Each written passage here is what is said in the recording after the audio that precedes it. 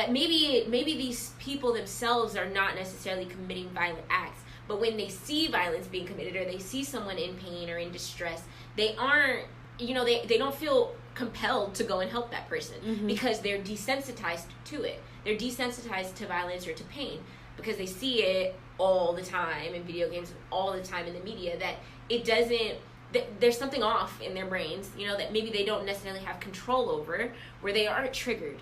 And so in this article, they go on to say, so who is responsible? And basically they conclude everybody, everybody's responsible. Parents who don't inveigh against children playing with guns, those in the media whose sole purpose is to increase profits, and so they're, depicting all this violence on television. Artists who can't distinguish between the right to create and what is right to create. So, that goes for all these rappers that are glorifying and promoting violence, even though a lot of times they don't commit the violence themselves. And then they're like, oh my God, it's not my job to be a role model for your child. Okay, fine. Gun enthusiasts who make a fetish of guns, an industry that makes billions from selling guns to civilians, and a society that mythologizes gunslingers and gangsters. So it's like, you might be thinking that you yourself aren't doing that much. Like, you yourself aren't doing all the work of promoting gun violence or whatever, but you could just be one small piece of a puzzle, and so all of these things contribute. All of these things are bad, and all of these things are promoting violence in our society, and I think are, at the core of why we are becoming so violent. So cultural change needs to take place. Cultural change does take place when people say enough is enough, and so we have to speak up. And evidence shows that we've had more than enough of violence. It's making us coarser, harsher, and less humane. So some of the events over the past month that have kind of, whether or not they're violent, they have been inhumane, and we should have been triggered by them, but they kind of were in the media for a day, and then, it was kind of fleeting. We aren't thinking about it anymore. So like the Santa Fe shooting, are we desensitized to school shootings at this point?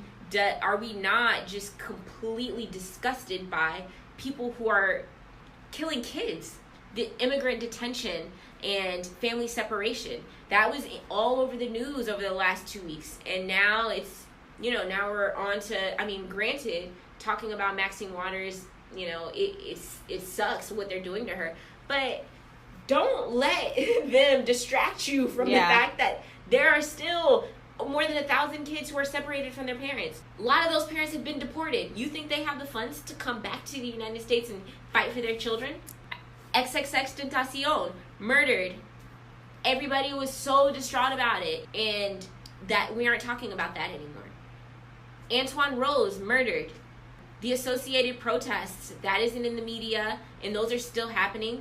The officer who murdered him was charged with criminal homicide. We need to be pushing for him to be found guilty. We need to those conversations surrounding his murder need to persist. Junior, the 15-year-old killed in the Bronx, that video, I don't know what possessed me. What in God's name possessed me to watch that video? Yeah, I didn't know what it was until I saw it. Yeah, and I was like, I just didn't believe. I was like, I'm really watching this? Yeah, I just didn't. I'm really seeing this kid be. It was terrible. I couldn't. It was terrible. All the footage that has emerged over the last week, from the bodega, and how they literally drug this kid by his feet out of the store, and then killed him. And then also, the people standing around recording and not doing anything. Yeah. So you are more pressed to get this on social media than you are to help this kid to survive. Yeah. Just standing by while he's one being stabbed, and then also while he's bleeding out. Yeah. So you're there for the actual act, and then you're there for the aftermath, and you're doing nothing. And then the cops just standing by, this oh my God, this dying kid has to walk himself to the hospital. So I'm imagining that he's walking down the street, passing cars, passerbyers looking at him, doing nothing. All of these people, that is numbness. Yeah. How can you just watch somebody dying and do nothing? Yeah.